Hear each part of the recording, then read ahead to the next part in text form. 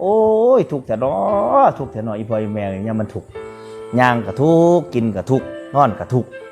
เห็นทุกข์นั่นละเป็นตัวผ้าพ้นทุกข์เด้อถ้าผู้ใดภาวนาไปแล้วโอ้ยสบายเด้